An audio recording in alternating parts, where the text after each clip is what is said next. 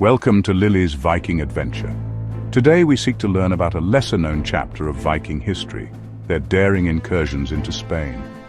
From the bustling cities of Al-Andalus to the rugged coasts of Galicia, the Vikings left their mark. Using ancient texts, scholarly analysis, and vivid reconstructions, we'll uncover the story of these raids, the battles they sparked, and the figures who shaped these events.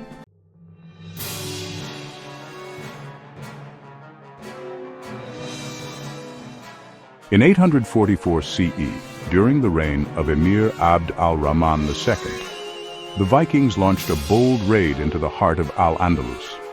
Sailing from the Atlantic, their longships navigated the Guadalquivir River, reaching Seville, a prosperous city known for its commerce and culture.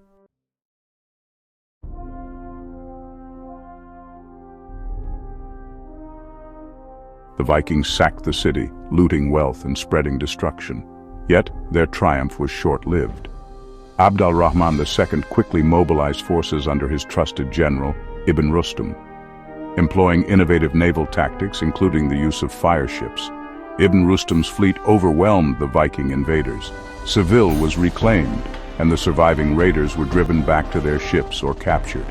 The emir's forces burned the ships of the Norse and captured many of their warriors. Those who survived fled in disarray, their plunder abandoned.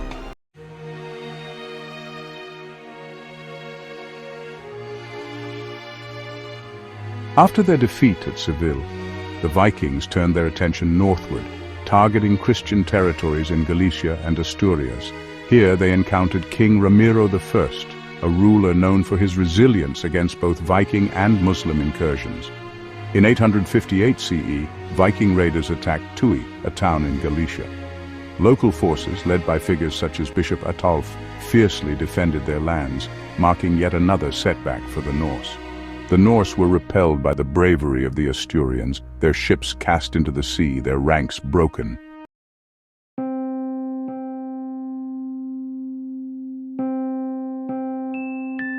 The Viking raids on Spain were driven by familiar motives: the lure of wealth exploration and the possibility of new settlements.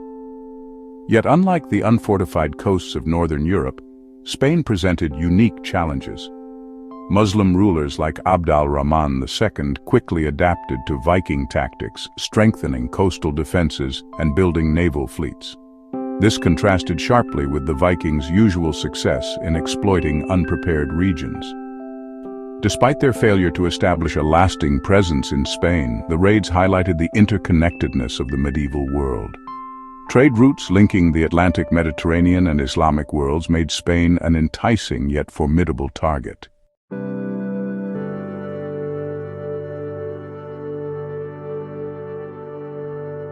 Abd al-Rahman II, the fourth Umayyad emir of Cordoba, ruled from 822 to 852 CE. His reign marked a period of cultural, political, and military strength in Al-Andalus, the Muslim-controlled Iberian Peninsula. Known for his administrative acumen and dedication to the arts, Abd al-Rahman II is also remembered for his effective leadership in defending his territory against both internal and external threats, including the Viking raids of 844 CE. Born in 792 CE in Cordoba, Abd al-Rahman II was the son of Emir al-Hakam I. Growing up in a period of political consolidation in Al-Andalus, he was educated in governance, military strategy, and Islamic scholarship. His early exposure to court politics prepared him to succeed his father as emir. Abd al-Rahman II's reign is celebrated as a golden age of cultural flourishing. He is credited with enhancing Cordoba's reputation as a center of learning and culture in the Islamic world. His patronage of scholars, poets, and artists brought about significant advancements in literature, architecture, and science. Among his notable contributions, the expansion of the Great Mosque of Cordoba, adding architectural grandeur to the city, establishing a sophisticated administrative system to manage the growing emirate, supporting the translation of classical works from Greek and Latin into Arabic, fostering intellectual growth. Abd al-Rahman II's leadership was tested by numerous external threats, including the Viking raid of 844 CE. The Vikings sailed up the Guadalquivir River and attacked Seville. Abd al-Rahman II swiftly organized a counteroffensive, appointing his general, Ibn Rustam, to lead the defense. Using innovative naval tactics, including fireships, the Emirates' forces defeated the Viking raiders, securing Seville and restoring stability. This victory prompted him to strengthen coastal defenses to prevent future incursions. Rebellions in Al-Andalus. Throughout his reign, Abd al-Rahman II faced uprisings from discontented factions, including Mozarabs, Christian communities under Muslim rule, and rival Arab tribes. His strategic responses ensured the unity and longevity of his emirate. Abd al-Rahman II's 30-year reign left an indelible mark on the history of Al-Andalus. His balanced focus on military strength and cultural development solidified Cordoba as a beacon of civilization in medieval Europe. The diplomatic and military policies he enacted, such as fortifying the Emirates' navy and building alliances, became models for future rulers. He passed away in 852 CE, leaving behind a prosperous and stable realm. His reign is often regarded as one of the most influential in the Umayyad dynasty of Al-Andalus, paving the way for Cordoba's later achievements during the Caliphate period. Exploring his key achievements, he was known for cultural patronage, transforming Cordoba into a cultural hub. Military innovations included successfully repelling Viking and internal threats. His architectural contributions were in his expansion of the Great Mosque of Cordoba. Administrative reforms focused on strengthening governance across Al-Andalus. Abd al-Rahman II remains a symbol of the synthesis between military might and intellectual enlightenment, a hallmark of Al-Andalus's golden age. Ramiro I of Asturias reigned as the King of Asturias from 842 to 850 CE during a critical period of political and military consolidation in northern Spain. His rule is marked by his efforts to defend his Christian kingdom against the dual threats of Viking raiders and Muslim forces from Al-Andalus. Known for his strategic fortifications and resilience, Ramiro I laid the groundwork for future Christian resistance during the Reconquista. Ramiro I was born around 790 CE, likely in the Asturian heartland. He was the son of King Bermudo I of Asturias, a monarch who abdicated in favor of Alfonso II, Ramiro's predecessor. After Alfonso II's death in 842 CE, Ramiro ascended to the throne amidst political unrest. A rival faction sought to install Nepotian, a relative of Alfonso II, as king. Ramiro swiftly defeated Nepotian at the Battle of the Narcea, securing his claim to the throne. Ramiro I's reign was defined by his military campaigns and his steadfast defense of his kingdom against external threats. In the mid-9th century, Viking raiders began to appear along the northern coasts of Spain. These seafaring warriors posed a new challenge to the Christian kingdoms.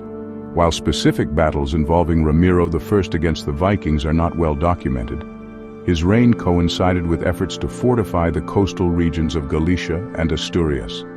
These defensive measures were crucial in repelling future raids. Ramiro I also faced threats from the Muslim-controlled Emirate of Cordoba. The chronicles suggest that he launched raids into Muslim-held territories in retaliation for incursions into Asturias. These skirmishes reinforced his reputation as a warrior king dedicated to defending his realm and his faith. Ramiro I is credited with fostering a unique architectural style known as pre-Romanesque or Asturian art, blending Visigothic, Byzantine, and early Christian influences. Among his notable constructions, Santa Maria del Naranco, originally built as a palace near Oviedo, it was later converted into a church. It remains a symbol of Asturian cultural identity. San Miguel de Lilo is another architectural marvel of his reign, exemplifying the innovative designs of early medieval Christian Spain. These structures underscore Ramiro's role not only as a military leader but also as a patron of the arts and culture.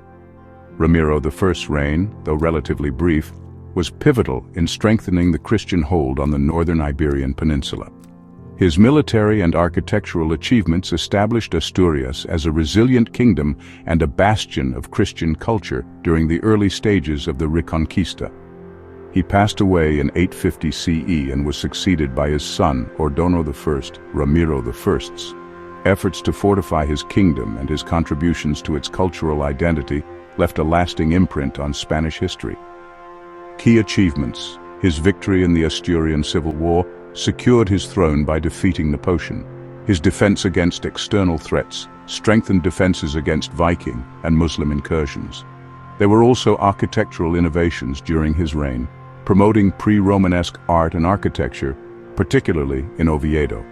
Acts of cultural preservation ensured the survival of Christian traditions in northern Spain during a turbulent era.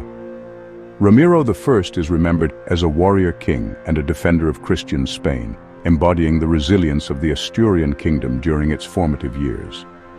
Ibn Rustam, a prominent military commander under Abd al-Rahman II, played a key role in defending the Emirate of Cordoba from the Viking raids of 844 CE. His innovative strategies, particularly his use of naval tactics, were instrumental in repelling the Viking incursion on Seville, ensuring the stability of Al-Andalus during a period of external threats. Ibn Rustam's early life is not well documented, but he emerged as one of Abd al-Rahman II's trusted generals during the mid-9th century. As a military leader, he gained recognition for his ability to respond swiftly and effectively to external threats, reflecting the emir's broader efforts to fortify the emirate's defenses. During this period, Al-Andalus faced challenges from both the northern Christian kingdoms and new maritime threats from the Vikings. Ibn Rustam's expertise in organizing defensive campaigns made him a key figure in Abd al-Rahman II's administration. The Viking raid of 844 CE marked a significant moment in the history of Al-Andalus. A Viking fleet, seeking plunder, sailed up the Guadalquivir River and attacked Seville, one of the Emirate's major cities. The city fell to the raiders and was sacked, causing significant destruction and loss of life. In response, Abd al-Rahman II dispatched Ibn Rustam to lead the defense. Demonstrating tactical acumen, Ibn Rustam employed innovative naval strategies to counter the Vikings. His use of fire ships, vessels set ablaze and directed toward the Viking fleet, was particularly effective, destroying many enemy ships and forcing the remaining Vikings to retreat. On land, Ibn Rustam coordinated with local forces to reclaim Seville and drive out the invaders. His success in this campaign was a testament to his strategic insight and his ability to mobilize resources under pressure. Ibn Rustam's victory against the Vikings not only preserved the stability of Al-Andalus, but also highlighted the importance of naval defense in the region. His efforts prompted Abd al-Rahman II to strengthen coastal fortifications and improve the Emirate's naval capabilities to prevent future incursions. Though little is known about Ibn Rustam's later life, his role in the defense of Seville left a lasting impact on the history of Al-Andalus. He exemplified the adaptive and resourceful leadership that characterized the Emirate during its zenith under Abd al-Rahman II. Key contributions: his leadership against the Vikings successfully defended Seville during the raid of 844 CE. Innovative naval tactics included the introduction of the use of fire ships to counter Viking incursions. Strengthening Al-Andalus's defenses played a pivotal role in prompting coastal fortifications and naval development. Ibn Rustam remains a key figure in the history of Al-Andalus, remembered for his decisive actions during one of its most perilous moments.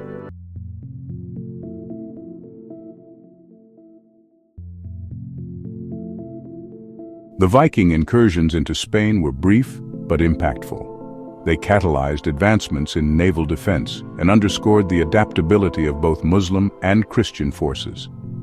These events also reveal the global reach of Viking exploration, extending far beyond their traditional strongholds in the north. The Spanish accounts of Viking activity, recorded primarily in Arab chronicles and a few Christian sources, provide a mix of awe, fear, and respect for the Norse raiders.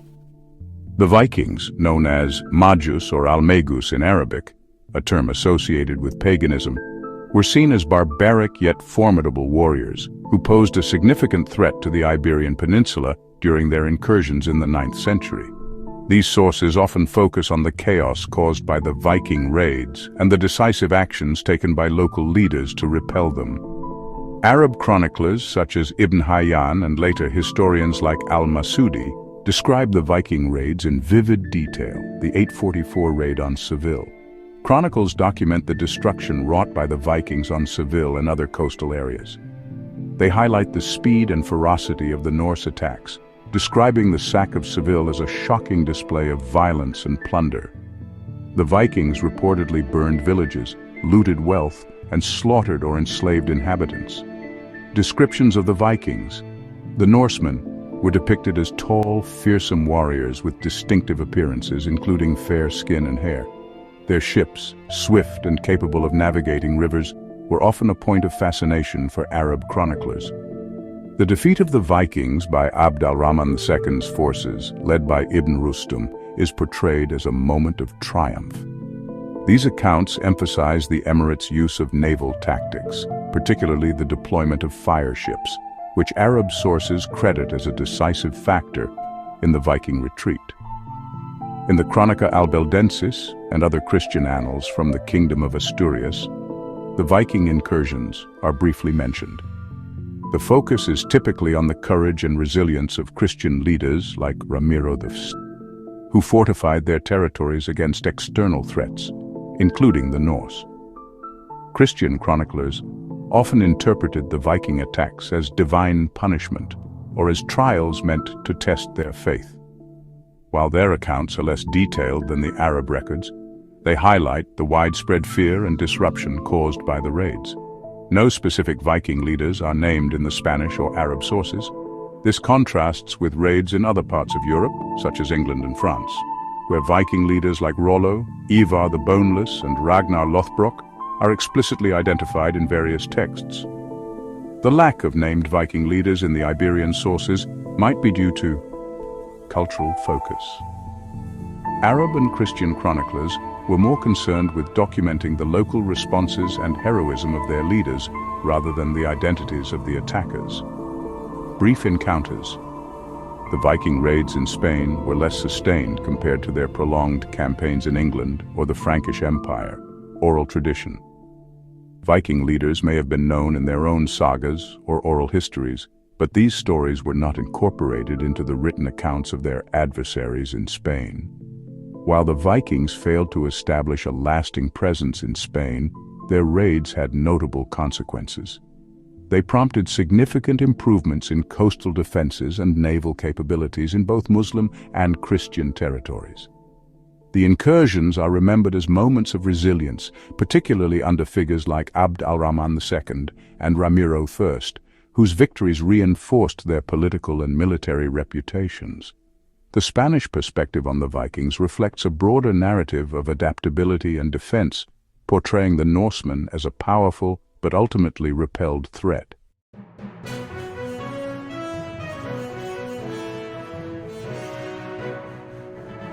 Thank you for joining us on this journey through history. If you enjoyed this video, explore the source citations for more info, and check out our links in the description for more Viking-themed content and merchandise from our Etsy shop. Don't forget to like, subscribe, and share.